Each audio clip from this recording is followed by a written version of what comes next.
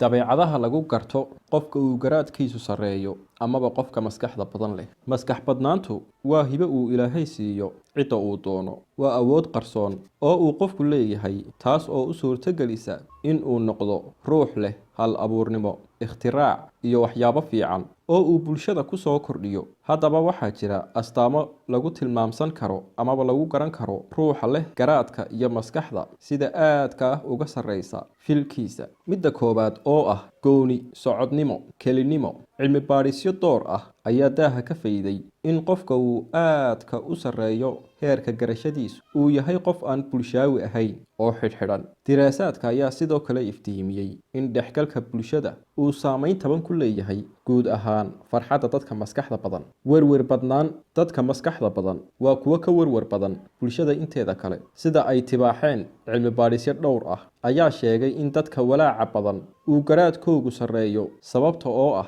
dadkan maskaxdooda ayaa aad u shaqaynaysa oo waxa ay sii saadaalin karaan khataro inagu soo fool leh oo ayna dadka kale ogsoonayn. Arrintan oo ah hibo Ilaahay. Xanuun maskaxeed. Saynis yahano ayaa daaha ka fayday in carruurta ay maskaxdoodu aadka u sarreyso ay u dhow yihiin in aakhirka ay ku dhacdo waxa loo yaqaano bipolar disorder oo ah jira maskaxeed, taas oo ay xaaladda qofku si degdeg ah isku gedgedinayso. Murugo, cabsi iyo isku buuq iyo cadho iyo farxad si dhaqso ah qofka ugu soo boodaysa. Arrintan oo ay sababayso dabeecadda qofka oo daqiiqadba nooc isku beddelaysa. Aragti faquuqan. Dadka maskaxda badani hore uguma qancaan caadooyinka iyo waxyaabaha ay bulshada ay ka aaminsan tahay ilaa ay caddaymo u helaan. Waa dad arrimaha ka eega xaggal gooni ah. Markaa dadkan fikirkooda ayaa ka duwan dadka kale. Cid walba aaminid. Dadka garaadka badani waa kuwo ku kalsoon badi dadka kale. Ma aha dad ay shaqayso qaybta shakiga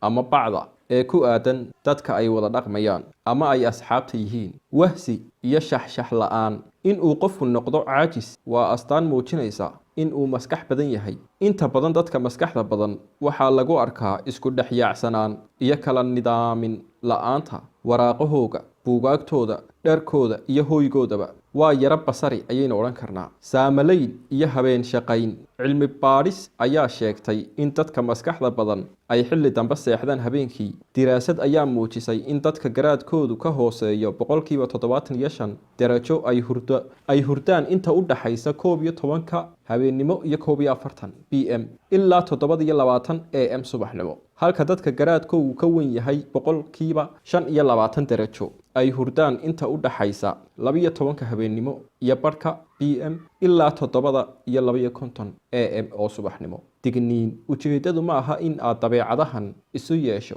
ee waa in aad ogaato oo aad wax ka ogaato dabeecadaha dadka maskaxda badan ee Ilaahay aqliga iyo garaadka iyo garashada ugu deeqay. Intaas ayaan maanta idinla wadaagayaa. Waa anigoo Kabtan Cabdi ah. Tan iyo intaynu mar dambe kulmi doono. Sidaa iyo nabadgelyo.